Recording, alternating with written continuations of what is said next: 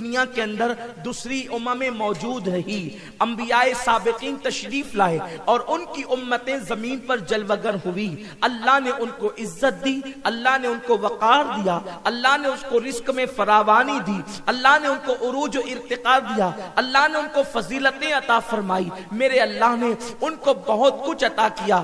آپ دیکھیں جناب موسیٰ علیہ السلام کی آمد سے پہلے حضرت موسیٰ علیہ السلام جو مصر کے پیغمبر ہیں، آپ مصر میں تشریف لائے اور بنی اسرائیل کے پیغمبر کی حیثیت سے آپ نے اہل مصر کی رہنمائی فرمائی۔ لیکن میں آپ سے پوچھنا چاہتا ہوں کہ مصر کے اندر جو کھیل کھیلا گیا ولادت حضرت موسیٰ سے پہلے، قرآن اس کو بیان کرتا ہے کہ وہ لڑکوں کو قتل کرتا تھا اور لڑکیوں کو زندہ رکھتا تھا، جس کو فرعون کہتے ہیں۔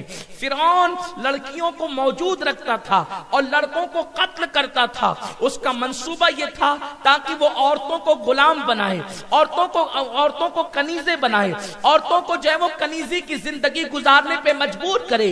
بنی اسرائیل کی عورتوں کو وہ قسم پرسی کی موت پر جو ہے وہ کی حالت میں زندگی گزارنے پہ مجبور کرے۔ اس طریقے سے آپ دیکھیں اللہ اکبر، اس نے پابندی لگا رکھی تھی کہ کوئی شخص اپنی بیوی کے قریب نہ جائے اور کسی بچے کی ولادت نہ ہو۔ پہلے تو ولادت ہونے والے بچوں کو اس نے قتل کیا، اور جب اس نے بے گناہ جانوں کو قتل کیا، اللہ اکبر، گویا کہ بنی اسرائیل کی نسل کشی کی گئی تاکہ یہ قوم ابھر نہ سکے، یہ قوم ترقی نہ کر سکے۔ آپ سے پوچھنا چاہتا ہوں یہ قتل عام کیوں ہوا، یہ قتل کیوں ہوا؟ اس کے سوال سے پہلے میں آپ کو بتاؤں، کیا بنی اسرائیل کو پہلے دن سے کوئی ستانے والا تھا؟ کیا بنی اسرائیل پر پہلے دن سے کوئی ظلم ڈھالنے والا تھا؟ کیا بنی اسرائیل کو پہلے سے کوئی اس طریقے سے اذیت اور تکلیف پہنچانے والا تھا؟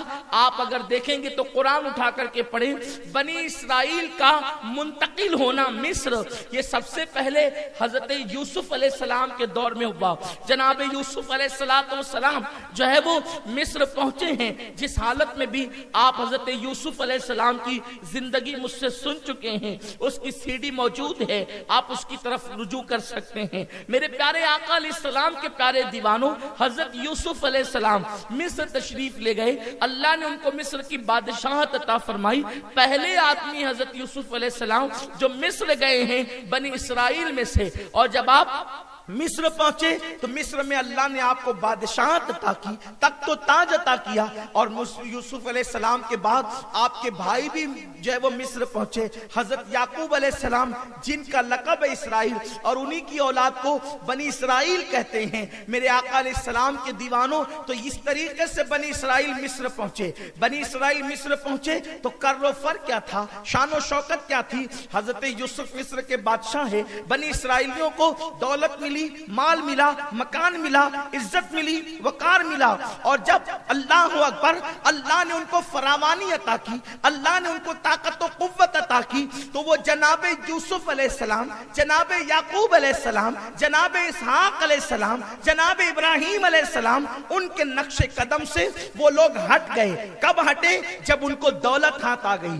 جب ان کو اقتدار ہاتھ آ گیا، جب ان کو قوت ہاتھ آ گئی، جب ان کو مال ہاتھ آ گیا۔ حضرت یوسف علیہ السلام کا تقوی ان کی زندگیوں کے اندر موجود نہ رہا، حضرت اسحاق علیہ السلام کی خشیت ان کی زندگی کے اندر موجود نہ رہی، حضرت ابراہیم علیہ السلام کا اخلاق ان کے اندر موجود نہ رہا۔ وہ دولت کے نشے میں انہوں نے انبیاء کے پیغام کو بھلا دیا، دولت کے نشے میں انہوں نے نبیوں کی وراثت کو ضائع کر دیا، دولت کے نشے میں گم ہو کر انہوں نے رب کے خدا خانوں کو آباد کرنے کی بجائے انہوں نے اللہ رب العزت کی عبادت گاہوں کو ویران کر دیا۔ جب اس طریقے سے قوم انبیاء کرام کے فرامین کو گویا کہ انہوں نے پیٹ کے پیچھے ڈال دیا، اگر بالفاظ دیگر یوں کہا جائے صحائف ابراہیم سے وہ منحرف ہو گئے، حضرت اسحاق کی تعلیمات کی وہ باغی ہو گئے، حضرت یوسف کے تقوی کے وہ غدار ہو گئے، تو پھر قدرت نے فرعون کی شکل میں ان پر ایک ظالم حکمراں مسلط کیا، اور پھر اس نے بنی اسرائیل کو کاٹ کر کے رکھا، ان کے ٹکڑے ٹکڑے کر دیے. اللہ اکبر. اسی لیے کہا جاتا ہے اللہ رب العزت کسی قوم پر اس وقت تک ظالم حکمراں مسلط نہیں کرتا جب تک وہ اللہ کی کتاب سے بغاوت نہ کرے, اللہ کے قانون سے بغاوت نہ کرے, رب کے فرامین سے بغاوت نہ کرے, وہ حیا کو, خدا سے حیا کرنے کو ترک نہ کر دے. میرے رسول نے ارشاد فرمایا حیا ایمان کا حصہ ہے, اور جب اللہ کسی قوم کو, کسی بستی کو تباہ کرنا چاہتا ہے تو پہلے ان سے حیا چھین لیتا ہے. حیا کا مطلب کیا ہے کہ وہ رب تبارک و تعالیٰ سے حیا کرنا چھوڑ دیتے ہیں. جب لوگ حیا کرنا چھوڑ دیتے ہیں اللہ سے, یعنی اللہ سے ڈرنا چھوڑ دیتے ہیں, رب سے خشیت, رب کی خشیت ان کے دلوں سے نکل جاتی ہے, تو پھر بستیاں تباہ ہوتی ہیں, آبادیاں ویرانوں میں تبدیل ہوتی ہے. میرے پیارے آقا علیہ السلام کے دیوانوں, پھر بستیاں, آبادیاں قبرستانوں میں تبدیل کر دی جاتی ہے. اللہ اکبر. جب اسرائیلی اللہ کے فرامین کو پیٹ کے پیچھے ڈالتے ہیں تو اللہ ان پہ فرعون کو مسلط کرتا ہے, اور فرعون ان کے بچوں کو کاٹتا ہے, ان کے مردوں کو غلام بناتا ہے, ان کی عورتوں کو کنیز بناتا ہے. کس قدر قسم پرسی کے ساتھ اس قوم نے صدیاں گزاری ہے فرعون کے ہاتھ کے نیچے, اور اس کی ظلم اور اس کی سفاکیت کا جو ہے وہ شکار ہوتی رہی ہے. میرے پیارے آقا علیہ السلام کے پیارے دیوانوں, لیکن قدرت اس بات کو کہ سنت الہی کیا ہے کہ جب لوگوں کو احساس جرم ہو جاتا ہے, لوگ اقبال جرم کر لیتے ہیں, لوگ جب شرمندہ ہو جاتے ہیں اپنے گناہوں پر, تو پھر قدرت پھر سے ظالموں کے خاتمے کے لیے کسی موسیٰ کو وجود عطا کرتی ہے. کسی مفکر نے کہا ہے جب فرعون کا ظلم حد سے بڑھے گا تو اللہ ضرور کسی موسیٰ کو کھڑا کرے گا.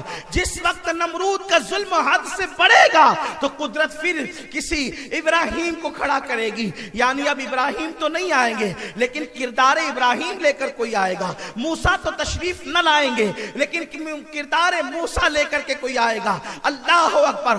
جب یزید کا ظلم حد سے بڑھتا ہے تو اللہ کسی غلام حسین کو ضرور جلوگر کرتا ہے. میرے آقا علیہ السلام کے پیارے دیوانوں, یہاں سے لے کے وہاں تک میرے آقا علیہ الصلوۃ والتسلیم کے غلاموں, جتنے میرے نوجوان موجود ہیں, میں ان سے سوال کرنا چاہتا ہوں. آپ عراق سے لے کر یمن تک, یمن سے لے کر سیریا تک, سیریا سے لے کر آپ برما تک کے سارے حالات کا جائزہ لیں. یقیناً آپ میری بات کو غلط رنگ مت دیجئے گا. میں ہمدردی کرتا ہوں ان کٹنے والے مسلمانوں سے, مجھے ہمدردی ہے ان لٹنے والے مسلمانوں سے, لیکن آپ کو ایک بات کہتا ہوں, کیا ان ممالک کے اندر اللہ کے قانون سے بغاوت نہ ہوئی؟ کیا ان ممالک کے اندر رب تبارک و تعالیٰ کے فرامین کو پیٹ کے پیچھے نہ پھینکا گیا؟ کیا ان ممالک کے اندر اللہ رب العزت کے قانون کو جو ہے وہ پیٹ کے پیچھے نہ ڈالا گیا؟ کیا ان ممالک کے اندر نبی آخر الزمان کی تعلیمات کو لوگوں نے بھلا نہ دیا؟ کیا ان ممالک کے اندر لوگ دولت کے نشے میں چور ہو کر اللہ اس کے رسول کے باغی نہ ہو گئے؟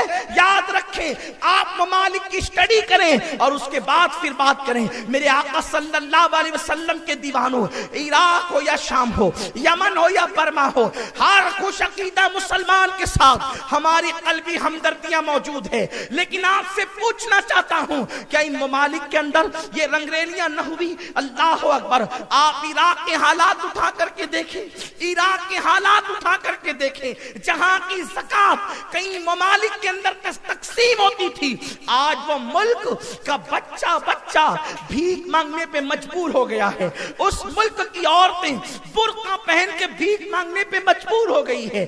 وہ ملک جو کل تک کے حرم کی پاسبانی اور تحفظ کی بات کرتا تھا, آج وہ ملک اپنے تحفظات کو کھو چکا ہے.